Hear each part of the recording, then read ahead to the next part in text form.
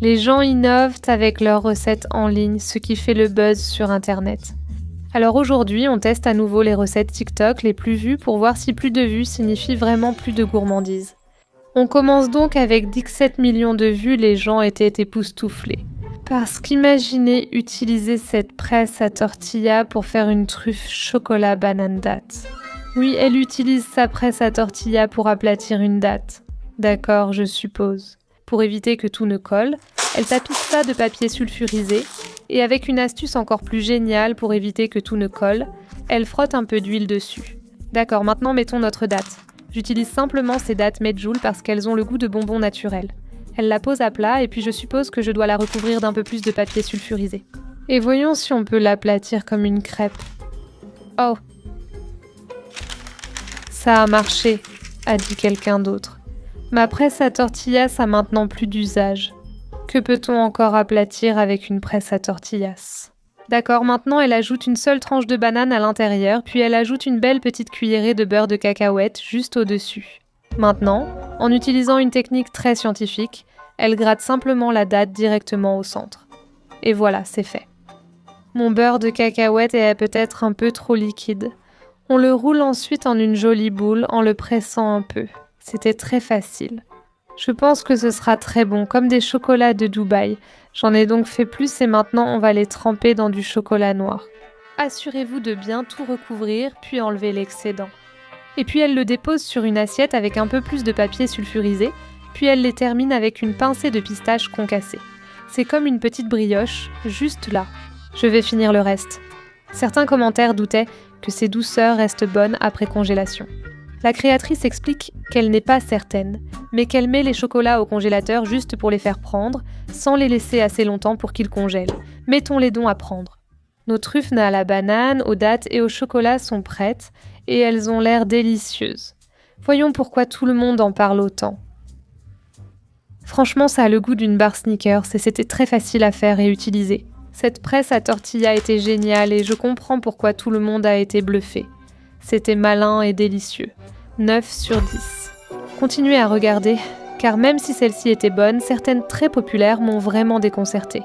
Voyons si ces recettes sont vraiment bonnes ou juste faites pour attirer des vues. Ensuite, avec 47 millions de vues, on va tester une recette de raviolis au curry rouge, le tout dans une seule poêle. Et dites-moi pourquoi l'algorithme est aussi bizarre quand même. Comment cette vidéo est-elle devenue pote virale alors que la créatrice de la recette n'a eu que 470 000 vues et non 47 millions? Alors testons cette recette, d'accord? Elle commence par verser une boîte entière de lait de coco dans son plat à four, puis elle ajoute des ingrédients. Le curry rouge apporte des aromates comme le gingembre et l'ail. Maintenant, on va relever le tout avec un peu de sauce soja, un peu de vinaigre de riz et un peu d'huile de sésame.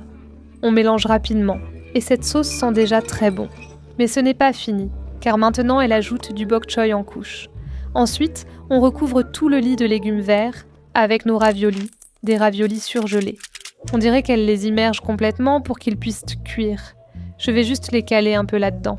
Quelqu'un a dit « Transformer des raviolis en gratin bouleverse mon esprit. Honnêtement, ça pourrait devenir l'une des meilleures choses que j'ai jamais mangées. » Parce que quelqu'un d'autre a dit « Je vais faire ça demain parce que je commence à manquer d'idées dans cette vie. » Pareil, donc le lait de coco recouvre à peine les raviolis. Je me demande comment les parties exposées vont cuire ou si elles vont être un peu caoutchouteuses et croustillantes. Je ne sais pas, mais mettons ça au four pendant 15 minutes. Cette recette est devenue tellement virale que même des célébrités ont essayé de la refaire. Et nos raviolis sont prêts. Ils ont l'air délicieux. Maintenant, elle garnit le plateau avec un peu de coriandre et un peu d'huile pimentée. Mais je ne vais pas gâcher tout ce plateau avec trop d'épices, donc je vais juste en mettre un peu dans mon petit bol. On dirait que le lait de coco a aussi été absorbé par les raviolis. Et nos légumes sont bien cuits. Voyons maintenant quel goût a notre gratin de raviolis. Légèrement épicé, mais j'adore la texture. Le fait que les plis soient exposés comme ça les a rendus un peu croustillants, un peu comme des raviolis frits, mais l'intérieur reste juteux, plein de sauce et délicieux. Quelqu'un a dit que c'était l'une des meilleures choses qu'il ait jamais goûtées. Je dirais que c'est bon, peut-être pas le meilleur, mais j'aime bien. 7 sur 10. Tout le monde est tellement créatif. Sauf que cette fois, c'est dans le bon sens parce qu'avec 85 millions de vues, cette créatrice a fait des s'mores.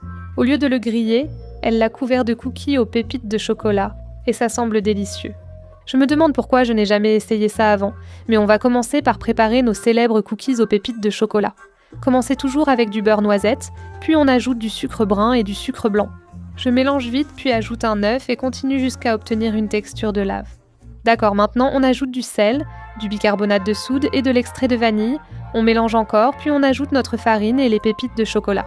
D'accord, donc elle commence par disposer ses biscuits Graham. Je vais en mettre 2. Puis elle ajoute une couche de pépites de chocolat juste au-dessus. Je vais essayer d'aplatir un peu ici. Et puis elle prend une grosse guimauve qu'elle place juste au-dessus du biscuit Graham. J'ai l'impression que je vais en avoir besoin de 2. Pourquoi mes biscuits Graham sont-ils si grands? Ensuite, on recouvre le tout avec la pâte à cookies aux pépites de chocolat, qu'elle aplatit légèrement avant de la poser comme un manteau. Oh, ça va être énorme. On le dépose juste au-dessus comme ça, et puis elle dit... L'étape la plus importante, c'est de s'assurer que vos cookies sont bien durs avant d'aller au four, pour éviter qu'ils ne s'étalent trop. Donc je vais les mettre au frais pendant environ 1 heure, ça fait à peu près 1 heure, et nos cookies aux pépites de chocolat sont presque durs comme de la pierre, mais maintenant on va les faire cuire pendant 12 minutes. Et j'espère qu'ils auront ce joli cœur fondant comme les siens. Et voici mes cookies. Je dois dire que pour la première fois, je n'aime pas l'apparence de mes cookies aux pépites de chocolat parce qu'ils sont trop bombés. Et il y a quelque chose qui ne va pas du tout. Je vais les laisser refroidir complètement et j'espère obtenir cette piscine de guimauve moelleuse. Ils ont refroidi, ouvrons-les. Avant de l'ouvrir, elle nous montre le dessous, qui a une belle empreinte de notre biscuit Graham. Quelqu'un a dit « Je pensais que c'était une de ces slims anti-stress réalistes parce que ça a l'air aussi gluant que moelleux. » Texture de slime au beurre, débloquée, ça a l'air incroyable. Je pourrais ne pas me soucier si mes cookies aux pépites de chocolat ne sont pas craquelés et appétissants, car ça compense. C'est toujours un 10 sur 10. Oh là là, c'est vraiment l'une des meilleures choses que j'ai jamais goûtées. Avec 135 millions de vues, cette prochaine recette me fait me demander si on peut vraiment appeler quelque chose du sushi sans que ce soit roulé dans de l'algue. Mais cette créatrice a encore réduit les glucides en réalisant un sushi sur une barque d'avocat. Mais elle commence par ouvrir son avocat parfait et j'espère que le mien sera tout aussi bien. C'est tellement satisfaisant. Retirons le noyau et nous allons le mettre de côté. J'ai une belle tranche de saumon de qualité sashimi avec la peau, donc avec le couteau le plus tranchant du monde, je dois enlever la peau du saumon. Sauf que, comment je fais ça? D'accord, laissez-moi juste faire une entaille dans la peau rapidement, et j'ai déjà vu ça faire avant. Voilà, et il faut garder le couteau bien à plat, presque contre la planche à découper. On dirait Kendall Jenner coupant un concombre. Ça a marché. Gardez ça pour les chips de saumon, c'est la meilleure partie. Revenons au sushi. Maintenant, elle coupe le saumon en petits cubes et les met dans un bol, puis assaisonne avec mayo cupé et sriracha. Le montage était si rapide que j'ai raté la sauce soja. Mélangeons tout ça, ça a l'air bien. Mais maintenant, elle dresse son avocat. Et puis au milieu, juste ici, c'est là qu'on ajoute le riz. J'ai déjà mon riz à sushi juste ici. J'ai l'impression qu'une cuillerée entière serait peut-être trop grosse pour ça. Oui, c'est vrai, on dirait qu'elle l'aplatit complètement. C'est très pauvre en glucides. Maintenant, ajoute une goutte de sauce soja sur le riz, puis le saumon cru. Quelqu'un a dit « Je n'ai jamais mangé de saumon cru, mais je suis sûre que ça a changé ma chimie cérébrale. » Ça semble incroyable. On ajoute quelques graines de sésame, mais c'est là que je vais mettre mon algue, parce qu'on a un peu de furikake. Ajoutez des oignons verts, de la coriandre, un peu de sauce à l'anguille, des échalotes frites et encore un peu de coriandre. Et voilà. Et je ne suis pas sûre qu'on puisse appeler ça des sushis, mais c'est clairement un pokeball parce qu'on va le manger à la cuillère. Oh oui, ça a l'air bon. S'envoie un instant, mais j'adore. Déjà servi dans un bol d'avocat, à manger à la cuillère. L'avocat est onctueux et le saumon l'accompagne parfaitement. À essayer absolument, c'est un 10-10 et ça vaut la peine de refaire. Revenons à la cuisine. De temps en temps, il y a un créateur qui explose complètement sur TikTok et notre dernière chouchoute, c'est Courtney Cooks. Je ne sais pas si c'est à cause de ses associations alimentaires bizarres à l'école ou de sa personnalité originale et amusante, mais je pense que c'est un mélange des deux. Mais elle est célèbre et est devenue super virale grâce à ses patates douces qu'elle farcit avec un fromage appelé butter case. Est-ce que c'est beurré? Est-ce que c'est fromagé? Je ne sais pas, mais en gros, elle fourre tout ça dans une patate douce. Sa vidéo où elle mange sa fameuse patate douce approche 15 millions de vues et elle détaille précisément sa préparation. Apparemment, elle les fait rôtir. Je ne sais pas à quelle température, mais elle les fait cuire pendant 3 heures jusqu'à ce qu'elles deviennent caramélisées et fondantes comme ça. Honnêtement, j'ai rôti les miennes à 220 degrés pendant 40 minutes et obtenu le même résultat. Je ne suis pas experte en patates douces. Coupons donc le beurre.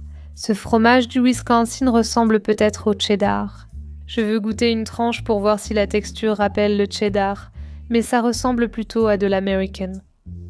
Il a le goût fumé d'un gouda et honnêtement, il est plutôt bon. Je l'aime bien, mais maintenant, mettons un bâtonnet dans notre patate douce. Elle a une façon assez sauvage de faire ça. Elle casse simplement le dessus et enfonce tout le fromage dans la patate. Quelqu'un a dit « 42 ans sur cette planète et jamais je n'ai pensé à fourrer des trucs dans une patate comme ça. Mais ça a l'air d'une bonne idée. » Oh, en fait, ça glisse vraiment bien à l'intérieur. Je pensais que la patate douce allait juste éclater. Je vois que ça rentre, mais ça ressort un peu de l'autre côté. J'ai 3 patates douces différentes. Quand quelque chose devient viral sur TikTok, tout le monde essaie, alors j'ai vu cette autre vidéo. Essayons avec 3 patates de couleurs différentes. L'orange classique, cette belle violette qui rôtit moins bien. Mais le fromage s'insère-t-il aussi facilement ? Pas mal, pas mal. Je vais laisser la patate réchauffer un peu le fromage parce qu'on a ma patate douce préférée, la patate douce japonaise. Honnêtement, je l'aime juste caramélisée nature, parfois avec du kimchi, jamais avec du fromage. Mais c'est littéralement ainsi qu'elle la mange. Quelqu'un a dit pas de sel, pas de poivre, pas de beurre, juste nature, avec du fromage et une patate avec la peau et tout. Je comprends un peu l'attrait. Le fromage se perd un peu là-dedans et ça devient un peu beurré, comme son nom Buttercase. Je n'aime pas trop la peau, mais ce n'est pas mauvais. Je ne comprends pas pourquoi c'est devenu viral, mais maintenant j'aime bien. Ce qui m'intrigue le plus, c'est à quoi ça ressemble à l'intérieur et c'est magnifique. Ajoutez un peu de kimchi et ça vaut un 9 sur 10. Mais il reste une chose étrange qu'elle fait que je dois tester.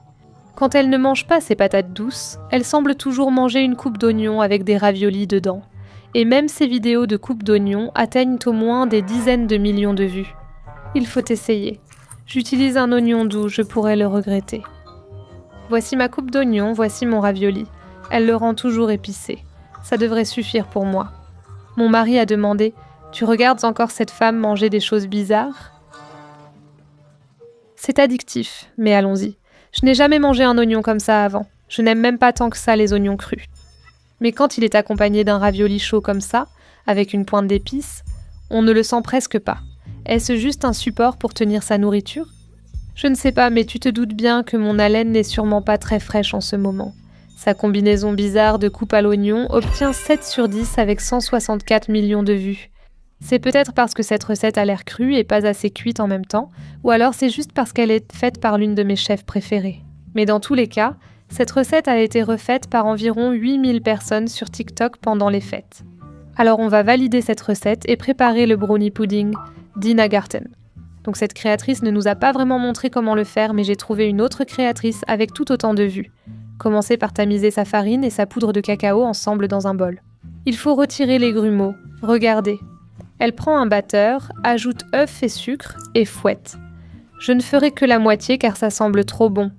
Et quelqu'un a dit « Donnez-moi un élastique à cheveux, 1 litre de lait et un peu d'intimité pendant que je termine ça d'une traite. » D'accord, on dirait qu'elle fouette tout ça jusqu'à ce que ce soit pâle, mousseux et beurré, puis elle ajoute une goutte de pâte de vanille. Ce mélange de cacao, on le mélange à nouveau et c'est là qu'on ajoute notre beurre fondu. D'accord, notre pâte à brownie est prête, elle semble très épaisse, presque comme un glaçage. D'accord, maintenant, pour la cuisson, elle double la couche de son moule à gâteau. L'un contient de l'eau et l'autre va simplement au-dessus. Laisse-moi d'abord mettre mon petit moule à l'intérieur, puis on va ajouter l'eau la plus chaude du robinet. Apparemment, c'est ce que les gens disaient dans les commentaires. L'idée, c'est que ce soit un mélange entre un fondant au chocolat et le dessus d'un brownie, à la fois trop cuit et cru en même temps. Et maintenant, on va beurrer les bords de notre petit moule et ajouter notre pâte. La mienne a l'air beaucoup plus épaisse que la sienne. Ça ressemble plus à une mousse qu'à un pudding. Espérons que ça marche. Lisse bien la surface et mettons le tout au four pendant exactement 1 heure. En fait, ça ne fait que 40 minutes. Mais mon brownie pudding a commencé à gonfler et j'ai eu peur parce que je n'étais pas sûre qu'il ne soit pas trop cuit. Mais pour moi, il a l'air prêt. Est-ce qu'on a maintenant cette croûte croustillante et satisfaisante ? La vraie question c'est, est-ce que j'ai ce fond de pudding bien moelleux? Quelqu'un a dit que The Creator, c'est le premier qui ressemble à celui d'Aina, car la plupart sur TikTok sont très coulants. Alors le mien, il est trop cuit ou parfait? Ce n'est pas coulant, mais ça ne semble pas trop cuit non plus. Il y a encore une texture fondante, façon lave. Franchement, je ne sais pas si c'est réussi. En fait, je pense que ça pourrait être bien parce que c'est tellement cru que ça ressemble presque à un soufflé. Et puis tu as cette petite croûte croustillante sur le dessus. Je fais confiance aux recettes d'Ina Garten et je savais que ce serait bon. 9 sur 10 et avec 27 millions de vues, cette recette me met l'eau à la bouche. Mais le meilleur dans tout ça, dit-elle, c'est que le repas entier se prépare en même temps que la cuisson des pâtes, ce qui est plutôt rapide. Donc il faut qu'on teste cette théorie et qu'on rende ça viral. Pâtes turques. J'ai déjà mon eau qui bout, et voici mes pâtes, alors ajoutons-les, et on va commencer la cuisson. Celle-ci indique 12 minutes. Allumons le poêle et ajoutons le bœuf haché. Sans huile car il cuira dans sa graisse. Maintenant, elle l'émiette. Et puis non, pour se débarrasser de ce goût de viande, sa mère saupoudre un peu de curry, juste une toute petite quantité. Et une fois que ça a l'air un peu plus cuit, elle saupoudre un peu de poivre noir, de poudre d'oignon, de paprika doux et de sel. D'accord, maintenant l'astuce, c'est vraiment de l'émietter en petits morceaux et de le laisser frire dans sa propre graisse. Oui, il y a toute une couche d'huile qui sort de la viande, donc j'espère que ça va devenir bien croustillant. D'accord, mais avant de laisser dorer, je dois ajouter des oignons. Le minuteur indique qu'il reste 4 minutes, alors je laisse finir la cuisson pendant qu'on prépare la sauce au yaourt, qui utilise simplement une tasse de yaourt grec. Et ensuite, on va ajouter un peu de sel et de l'ail haché directement dans la tasse, et c'est tout. Elle précise aussi que chaque fois qu'on trouve une tasse de yaourt comme ça dans leur frigo, il y a de l'ail. C'est diabolique, surtout si on ajoute de la confiture sans le savoir. Bonne surprise, mais ça prend forme et mes pâtes sont presque prêtes. Il reste une dernière étape avant d'égoutter, laisse-moi mettre ça à l'arrière. Je dois préparer une sauce au beurre qui est simplement du beurre et du paprika doux et laisser fondre pendant 30 secondes. Et si tu te demandes quelles sont les quantités? Elle dit « Il ne mesure pas, tu mesures avec ton cœur ». Et notre temps est écoulé. Honnêtement, je dirais qu'on était plutôt proches. Je pense que si j'avais eu 4 plaques ici, on aurait pu y arriver. C'était sans doute des pâtes en 12 minutes, puis la sauce au yaourt sur les pâtes chaudes, ce qui les rend très aillées.